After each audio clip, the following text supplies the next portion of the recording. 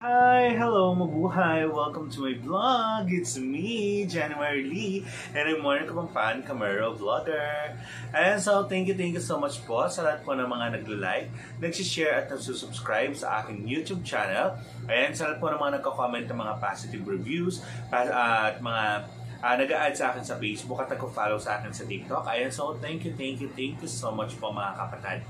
Ayan, so, bali for today mga kapatid, it's November 27. Of course, ayan, so, meron tayong iba vlog at ikukwento ko sa inyo yung pinuntahan ko. Actually na isang barangay sa Candaba, Pampanga, part ng Catagalugan Region, na kung saan piyesta nila today, November 27. So, walang iba kundi ang Birhen ng Medalya Milagrosa. Ayan. So, ang poon po na yan or ang imahe na yan, ito ay matatagpuan sa Barangay Mangga, Candaba, Pampanga, Catagalugan Region. Ayan, na kung saan today yung kanyang banal na kapistahan. So may mga nakausap ako syempre regarding dun sa history ng kanilang mumunting bisita or chapel, at the same time yung history ng kanilang poon. Yun nga yung Medalya Milagrosa or Our Lady of Miraculous Medal. Yung daw nila, sabi nga ni Kuya Rolly, ayan, so na-interview natin siya, si Kuya Rolly, regarding dun sa poon or sa imahen ng kanilang barangay. So before daw, hindi daw ito ang original na imahen ng Our Lady of Miraculous Medal o tawag dito yung Medalya Milagrosa. Kasi noon the way back 20 years ago, ayan, so nasunog daw po yung kanilang bisita or yung chapel. Tapos, pati daw po ang Medalya Milagrosa, ang imahen nila ng kanilang barangay, ito po ay kasama sa mga natupok ng sunog. Nagkaroon po ng sunog due to electric wiring circuit, parang gano'n na nagkaroon ng sa kuryente. Ayan. Then after that, after 20 years, ayan, muling nabangon. Parang he is not sure. Ayan, so hindi sure si Kuya Rolly kung 20 to 25 years na yung edad ng imahen ng kanilang barangay ngayon, na ang gumawa ay taga San Luis, Pampanga. Usually siguro lahat ng mga dito sa Pampanga, somewhere in San Luis, Santa Ana, Mexico, ayan, at Candaba, Catagalugan Region, kilala nila yung gumagawa ng imahen. Walang iba kundi si Kuya Melchor, ayan, which is patay na siya. So, he passed away, I think, last 2 years ago. Ayan, siya ang gumawa ng Our Lady of Miraculous Medal o Medalya Milagrosa ng kanilang barangay. Ngayon, ito in-encarna na lang po. Ang sabi, in-encarna daw to ni Kuya Miklat. Ayan, ang ating sculptor na si Kuya Miklat ng San Luis, Pampanga. Ayan, so until now, ayan, hindi pa rin siya na-encarna kung anong itsura ngayon. Ayan, picture na yan. Ayan. So hanggang ngayon, 20 years to 25 years, yan po daw ang itsura at hindi na po raw iyan na ipa-encarna. Then, based din sa napagtanungan ko, yung buhok daw, ito ay galing sa or pinagawa sa apalit. Pero hindi alam ni Kuya Rolly kung sino or ano yung pangalan ng gumagawa ng buhok sa apalit. Then, kasabay ng pagpapagawa dito, ang parang raw dito is yung Pamilya Trinidad ng kanilang barangay sa Barangay Mangga. Tapos, yung bisita or yung pinaka-chapel nila na kung saan nandoon yung Medalya Milagrosa, ang Birhen ng Medalya Milagrosa, 25 years din ata. 20 to 25 years din yung edad ng kanilang chapel. Ayan. So, kanina, pumunta ako. So, nakita ko yung kanilang misa. Ayan, na napakaaga. So, hindi ako agad nag-vlog kasi nga misa. So, hinintay ko muna matapos yung kanilang misa para ako ay makapag-vlog. Ayan, tapos naabutan ko na nga doon yung mga choir ng kanilang ng kanilang barangay. Ayan. And ito ang kanilang barangay ng Barangay Mangga. Ang sabi din nila, siyempre tinanong ko bakit tinawag nila itong Barangay Mangga. Sabi ng mga nakakatanda doon na nakausap ko, noon daw hindi pa ganun ka-develop yung kanilang barangay, ito daw ay napakaraming mga puno ng mangga. Ayan. Actually, marami daw talaga until now, lalo na daw sa loob po ng barangay nila, sa mga looban. Hanggang purok tres daw sila, hanggang purok tres. Tapos sa mga loob-looban, nandoon daw yung mga manggahan, tsaka mga bukirin. Ayan, may mga ganyan din dyan sa kanila. Tapos pinaka-parokya kung saan sila talaga nakaano is yung parokya ng Talang or Barangay Talang. Tapos ang patron naman doon sa Barangay Talang ay ang Our Lady of Lourdes. Tapos ayun, so doon sila mostly lumalabas tuwing mahal na araw, tuwing kung ano man. Meron din sariling parokya yon. So ilang parokya meron ng Candaba? Parang ang dami. Pinakabayan ng Candaba, Bahay Pare, Talang, pati ata dun sa mga ibang ibayo doon sa east or west. Parang ano doon. Ayan. So halina mga kapatid at panoorin po ninyo kung paano idinaos ang kapistahan ng banal na imahen ng Our Lady of Miraculous Medal o ang Birhen na Medalya Milagrosa dito sa Barangay Mangga, Candaba, Pampanga, Catagalugan Region. A few moments later.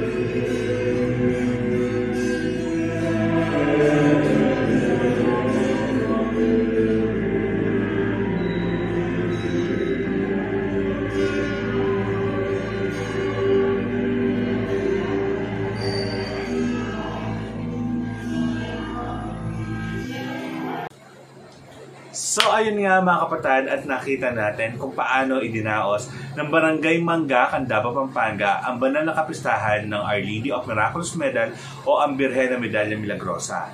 And so nakita natin na nandoon din ang esposo ni Maria na si Apong San Jose. Tapos bali linabas po nila sa covered court yung mga imahen sa kanilang bisita or chapel para at least marami po ang makaupo at panatili pa rin yung social distancing habang sila po ay nagmimisa. Kasi maliit lang po yung kanilang chapel, so hindi magkakasya yung maraming tao. It's either siguro baka lumabas pa sa pinakadaan, pinaka-highway yung mga tao. So naisipan nila na ilabas na lang yung mga poon or imahen at ayusan na lang doon sa pinaka-covered court nila para at least doon na lang sila magkaroon ng misa. And actually, almost every day simula nung nobinaryo po sila yan, nakikita ko yung kanilang nag-start yung nobinaryo nila, nandoon na sila sa pinaka-covered court. So kung hindi ko na lang napakita sa inyo or binidyohan yung pinakaloob po ng kanilang chapel kasi nga po, wala pong laman yung kanilang chapel kundi yung kanilang karosa. Ayan, ito po pala yung karosa. Ayan. Yan ang karosang ginagamit ng Our Lady of Miraculous Medal o Birhen ng Medalya Milagrosa tuwing siya ay nagpuprosesyon. And napansin din ninyo na mayroong isang maliit na antigong Medalya Milagrosa ang nandoon sa pinaka-entrance. Tapos yung nakita nyo kung gaano kaganda yung imahen kahit ito hindi pa always na na-encarna. Actually, mas gumaganda ang isang imahen kapag daw ito ay tumatagal at napapreserve mo yung kanyang kagandahan. And siguro, punas-punas lang ng konti, gano'n, para at least ma-preserve mo yung ano niya, hindi siya. At saka ingat-ingatan din para hindi ka lagi nagpapa-encarna. Kasi the more na lagi tayo nagpapa-encarna, minsan nag-iiba yung hitsura ng imahen. Ayan, minsan hindi niya nakukuha yung original or minsan talaga sobra pa sa original, parang gano'n. And so, thank you so much po at sinamahan niyo ako na magpunta sa Barangay Mangga, Candaba, Pampanga, Catagalugan Region para makita natin yung kanilang banana kapistahan. Ayan. By the way, thank you so much po. Kung bago ka sa aking YouTube channel, don't forget to like, share, and subscribe. Then follow me to my Instagram, to my Twitter account. It's Jessie Samson, JHESSIESAMSON. Then add me to my Facebook account. Of course, it's me, January Lee. And follow me to my TikTok, it's me, January Lee. Ayan. So, thank you so much po. Ingat po always. And sana po lagi po kayo mag-subscribe. And pakihit na rin po yung bell notification para lagi po kayong updated sa aking mga bagong vlog. And so, ingat always po. God bless us all.